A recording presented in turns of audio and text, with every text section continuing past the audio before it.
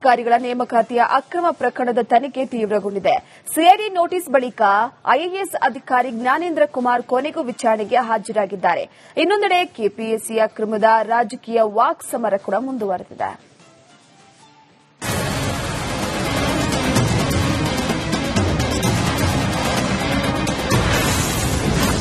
ನಾಪತ್ತೆಯಾಗಿದ್ದ ಐಎಎಸ್ ಅಧಿಕಾರಿ ದಿಢೀರ್ ಪ್ರತ್ಯಕ್ಷ. ನೋಟಿಸ್ ಜಾರಿಯಾಗ್ತಿದ್ದಂತೆ ವಿಚಾರಣೆ ಹಾಜರು.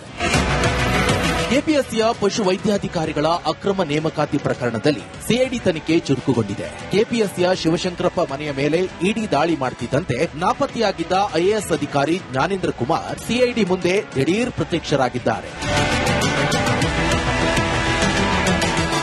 ಇನ್ನು ಕೆಪಿಎಸ್ಸಿ ಅಕ್ರಮ ಪ್ರಕರಣ ತನಿಖೆ ಶುರು ಮಾಡಿರುವಂತಹ ಸಿಐಡಿ ಪ್ರಕರಣದ ವಿಚಾರಣೆಗೆ ಹಾಜರಾಗುವಂತೆ ಜ್ಞಾನೇಂದ್ರ ಕುಮಾರ್ಗೆ ನೋಟಿಸ್ ಅನ್ನ ನೀಡಲಾಗಿತ್ತು. ಆದರೆ ತಂದೆಗೆ ಅನಾರೋಗ್ಯದ ಕಾರಣ ನೀಡಿ ಒಂದು ದಿನದ ಕಾಲಾವಕಾಶ ಕೇಳಿರುವಂತಹ ಜ್ಞಾನೇಂದ್ರ ಕುಮಾರ್ ಕೊನೆಗೂ ಸಿಐಡಿ ತನಿಖಾಧಿಕಾರಿಗಳ ಮುಂದೆ ಹಾಜರಾಗಿದ್ದಾರೆ. ಪರೀಕ್ಷಾ ನಿಯಂತ್ರಕರಾಗಿರುವಂತಹ ಜ್ಞಾನೇಂದ್ರ ಕುಮಾರ್ ಪ್ರಕರಣಕ್ಕೆ ಪ್ರಬಲ ಸಾಕ್ಷಿಯಾಗಿರುವ ಓಎಂಆರ್ ಶೀಟ್ ಲೋಪದೋಷಗಳ ಕುರಿತು ಅಧಿಕಾರಿಗಳು ಗಂಟೆಗಳ ಕಾಲ ಸುದೀರ್ಘ ಪ್ರಶ್ನೆಗಳನ್ನು ಕೇಳಿ ವಿಚಾರಣೆ ನಡೆಸಿದ್ದಾರೆ.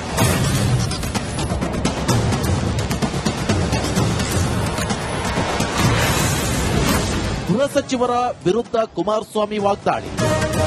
ಇನ್ನು ಕೆಪಿಎಸ್ಸಿ ಅಕ್ರಮ ಪ್ರಕರಣದ ಬಗ್ಗೆ ಕೇಂದ್ರ ಸಚಿವ ಎಚ್ಡಿ ಕುಮಾರಸ್ವಾಮಿ ಸ್ಫೋಟಕ ಬಾಂಬ್ ಸಿಡಿಸಿದ್ದಾರೆ. ಕೆಪಿಎಸ್ಸಿಯಲ್ಲಿ ಜಾತಿ ಹಣ ನಿಗದಿಯಾಗಿದೆ, ಸಚಿವರ ಕೃಪಾಪೋಷಿತ ಮಂಡಳಿಯಂತೆ ಇದು ನಡೀತಾ ಇದೆ ಅಂತ ಕಿಡಿಕಾರಿದ್ದಾರೆ. ಗೃಹ ಸಚಿವ ಪ್ರಿಯಾಂಕ್ ಖರ್ಗೆ ರಾಜೀನಾಮೆಗೆ ಆಗ್ರಹಿಸಿದ್ದಾರೆ. ಆರ್ಎಸ್ಎಸ್ ಅಕೌಂಟ್ ಕೇಳಿದೆ ಪ್ರತಿನಿತ್ಯ ಯಾವ ಅಕೌಂಟ್ ಕೇಳಿ ಏನ್ರಿ ನೀವು ಮಾಡಿರೋ ಕೆಲಸಕ್ಕೆ ನೀವೇ ಉತ್ತರ ಕೊಡ್ತೀರಿ. ಏನಾದ್ರೂ ನಿಮಗೆ ಅಲ್ಪ ಸ್ವಲ್ಪ ನಿಮ್ ನಾಲಿಗೆ ಪದಬಳಕೆ ಮಾಡುತ್ತಲ್ಲ, ಆ ನಾಲಿಗೆ ಗೌರವ ಕೊಡಬೇಕು ಅಂದ್ರೆ ಯು ಮಸ್ಟ್ ರಿಸೈನ್ ಇಮಿಡಿಯೇಟ್ಲಿ. ಪಾರದರ್ಶಕ ಆಡಳಿತ ತೋರಿಸಬೇಕು ಅಂದ್ರೆ ಮಾಡಬೇಕು ಅಂದ್ರೆ ಇದರಲ್ಲಿ ಯಾಕೆ ನೀವು ಅಪಾಯಿಂಟ್ ಮಾಡಿದ್ರಿ? ಅದೇ 2014-15 ಯಾರೋ ಒಂದು ಕಂಪ್ಲೇಂಟ್ ಬಂತು ಹೇಳಿ 362 ಜನದ ಅಪಾಯಿಂಟ್ಮೆಂಟ್ ನ ಸ್ಟಾಪ್ ಮಾಡಿದ್ರಲ್ಲ, ಇದನ್ನ ಯಾಕಪ್ಪ ಕೊಟ್ಟೆ ಅಪಾಯಿಂಟ್ಮೆಂಟ್ ಆಗಿದೆ ನಿಮ್ಮ ಇಲಾಖೆನಲ್ಲಿ?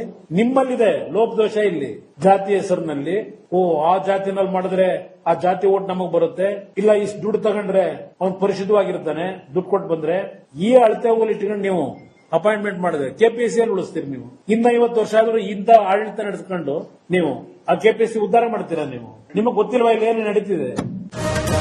ಇನ್ನು ಕುಮಾರಸ್ವಾಮಿ ಆರೋಪಕ್ಕೆ ಸಚಿವ ಪ್ರಿಯಾಂಕ್ ಖರ್ಗೆ ಖಂಡವಾಗಿದ್ರು. ಗೃಹ ಇಲಾಖೆ ಹಾಗೂ ಸರ್ಕಾರದ ನಡೆಯನ್ನ ಸಮರ್ಥಿಸಿಕೊಂಡಿರುವ ಸಚಿವ ಪ್ರಿಯಾಂಕ್ ಖರ್ಗೆ ಎಚ್ಡಿಕೆಗೆ ಕೌಂಟರ್ ಕೊಟ್ಟಿದ್ದಾರೆ. ಲಿಖಿತ ಮೂಲಕ ಒಬ್ಬ ಅಧಿಕಾರಿ ಲೀವಿಗೆ ಅಪ್ಲೈ ಮಾಡಿದ್ರೆ ಅದನ್ನ ಸರ್ಕಾರ ನಂಬಬಾರ್ದಾ?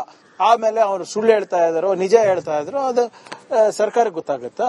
ಕುಮಾರಸ್ವಾಮಿ ಅವರಿಗಿರ್ಬೋದು, ಬಿಜೆಪಿ ಅವರಿಗೆ ಹೇಳೋ ಅಗತ್ಯ ಇಲ್ಲ. ನಾನು ಇದ್ರ ಬಗ್ಗೆ ಕೆಪಿಎಸ್ಸಿ ಬಗ್ಗೆ ಮಾತನಾಡಬೇಕು ಅಂದ್ರೆ ಮಾತಾಡಿ. ಜೆಡಿಎಸ್ ಅವರು ಇರ್ಬೋದು, ಬಿಜೆಪಿ ಅವರು ಮಾತಾಡಿ. ಶಿವಶಂಕರಪ್ಪ ಸಾಹುಕಾರಿಗೆ ಮೆಂಬರ್ ಮಾಡಿದ್ ಯಾರು? ಅಧ್ಯಕ್ಷರ ಮಾಡಿದ್ ಯಾರು? ಯಡಿಯೂರಪ್ಪ ಅವ್ರ ಫೋಟೋ ಇದೆ, ವಿಜೇಂದ್ರ ಅವ್ರ ಫೋಟೋ ಇದೆ ಅಂತ ಹೇಳ್ತಾರಲ್ಲ, ನಿಜಾನ? 200 ಕೋಟಿ ರೂಪಾಯಿ ಕೊಟ್ಟಿ ಅಧ್ಯಕ್ಷರಾದ್ರಂತಲ್ಲ, ನಿಜಾನ? ಒಂದೆಡೆ ಅಧಿಕಾರಿಗಳ ಸುತ್ತ ಸಿಐಡಿ ಕುಣಿಕೆ ಬಿಗಿಯಾಗ್ತಿದ್ರೆ, ಇನ್ನೊಂದೆಡೆ ಕೆಪಿಎಸ್ಸಿ ಭ್ರಷ್ಟಾಚಾರ ಪ್ರಕರಣದಲ್ಲಿ ರಾಜಕೀಯ ನಾಯಕರ ಆರೋಪ ಪ್ರತ್ಯಾರೋಪ ಮತ್ತೊಂದು ಹಂತ ತಲುಪಿದೆ. ಇದರ ನಡುವೆ ಪ್ರಕರಣದ ತನಿಖೆ ಮತ್ತಷ್ಟು ಚುರುಕುಗೊಂಡಿದೆ.